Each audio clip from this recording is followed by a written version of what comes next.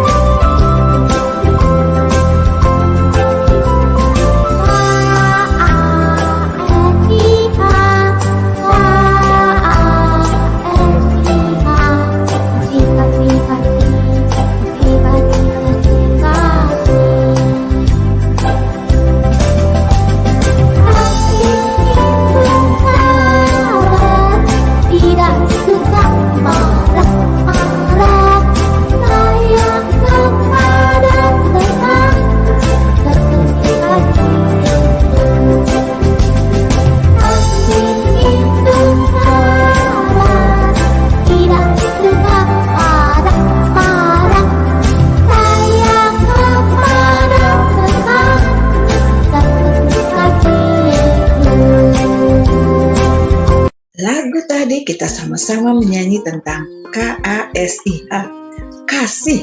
Kasih itu sabar, tidak suka marah-marah katanya ya. Judul pelajaran kita hari ini adalah kasih persaudaraan. Diambil dari kitab 1 Yohanes pasal yang ketiga, ayat yang 11 sampai dengan ke-18. Kalian bisa buka Alkitab dan membacanya nanti. Pernahkah kalian membenci orang yang telah menyakitimu? Tuhan memberikan perintah kepada kita untuk tidak membenci orang yang telah menyakiti kita. Tetapi kita harus tetap mengasihinya. Di dalam Alkitab, di dalam kitab 1 Yohanes 3 ayat yang ke-15 dikatakan bahwa setiap orang yang membenci saudaranya adalah seorang pembunuh manusia. Dan seorang pembunuh tidak memiliki hidup yang kekal di dalam dirinya. Anak-anak, ingat juga cerita tentang Kain dan Habel. Bagaimana Kain membenci Habel adiknya. Karena apa? Karena iri hati. Kain iri hati kepada Habel yang persembahannya diterima oleh Tuhan. Sebenarnya Kain tahu alasannya kenapa persembahan Habel diterima oleh Tuhan. Karena Habel memberikan yang terbaik, sedangkan Kain tidak memberikan yang terbaik. Tetapi karena iri hati, dia sangat membenci adiknya, sehingga dia membunuh Habel adiknya. Nah, kebencian itu akan membawa kepada kematian. Ketika kita tidak mengasihi saudara kita, maka kerohanian kita akan melemah dan pada akhirnya akan mati. Tapi kasih yang Tuhan Yesus ajarkan kepada kita adalah kasih yang memberikan kepada kehidupan. Tuhan Yesus sudah menyerahkan nyawanya untuk kita karena kasihnya kepada kita. Demikian juga kita harus mengasihi saudara kita, walaupun tidak harus dengan menyerahkan nyawa seperti Tuhan Yesus. Ketika kita memiliki harta duniawi, sudah seharusnya kita menolong saudara kita yang berkekurangan. Dengan demikian, kasih Tuhan menetap dalam diri kita yang membawa kita kepada kehidupan yang kekal. Nah, anak, kita juga harus belajar untuk terus mengasihi saudara-saudara kita. Meskipun kita sering mendapatkan perlakuan yang tidak adil, tetap kita harus mengasihi, karena kasih akan membawa kita kepada kehidupan yang kekal. Ada satu cerita inspiratif dari dua orang kakak beradik. Ceritanya bagus sekali. Kita dengar sama-sama ya ceritanya. Kisah dua orang bersaudara. Di sebuah desa yang sangat subur, hiduplah dua orang kakak beradik. Sang kakak sudah berkeluarga, sementara sang adik masih sendiri. Kakak dan adik itu menggarap sawah bersama-sama. Dan ketika panen sudah tiba, hasil panennya dibagi rata. Pada malam harinya, sang adik berpikir, pembagian ini sepertinya tidak adil karena kakakku sudah berkeluarga. Jadi pasti dia butuh bagian lebih banyak. Dia butuh memberikan nafkah untuk keluarganya. Maka pada malam hari, sang adik menggotong hasil panennya untuk diberikan kepada kakaknya, secara diam-diam dimasukkan ke lumbung milik kakaknya. Sementara itu di tempat yang lain, sang kakak berpikir dengan cara yang sama.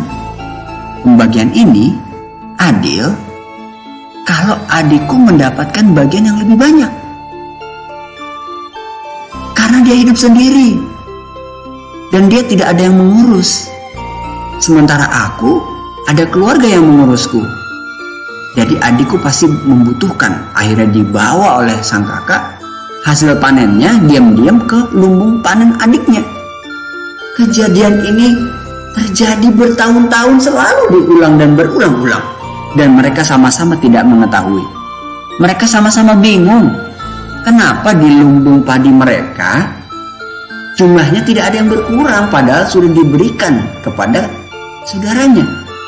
Maka pada suatu malam, kebetulan mereka berdua berpapasan sedang ingin mengantar gandum miliknya ke saudaranya. Akhirnya mereka sadar, ternyata mereka begitu saling menyayangi. Beginilah seharusnya kita bersaudara. Kita harus saling menolong seperti kakak beradik ini. Kita harus saling menyayangi. Dan kalau misalnya antara kakak dan adik ada yang bertengkar, jangan malu untuk meminta maaf. Mudah-mudahan kita selalu menjadi orang yang penuh kasih sayang terhadap saudara kita. Dari cerita yang kita simak sama-sama tadi, bagaimana kakak dan adik ini saling mengasihi. Dengan kasih yang sungguh-sungguh, mereka bisa hidup bahagia bersama-sama. Hari ini kita juga belajar untuk mengasihi sesama kita, saudara kita, siapapun juga, dengan kasih yang seperti Tuhan Yesus berikan buat kita. Saatnya kita akan menghafalkan ayat hafalan kita hari ini. 1 Yohanes pasal 3 ayat yang ke-11. Sebab inilah berita yang telah kamu dengar dari mulanya, yaitu bahwa kita harus saling mengasihi. Kita ulangi sama-sama ya. 1 Yohanes 3 ayat yang 11. Sebab inilah berita yang telah kamu dengar dari mulanya, yaitu bahwa kita harus saling mengasihi. Ayo, kalian coba untuk menghafalkannya. Kalian pasti bisa.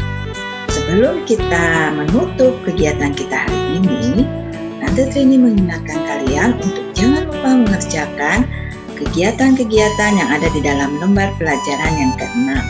Kalau kalian mengalami kesulitan, boleh bertanya kepada orang tua kalian di rumah. Mari kita berdoa.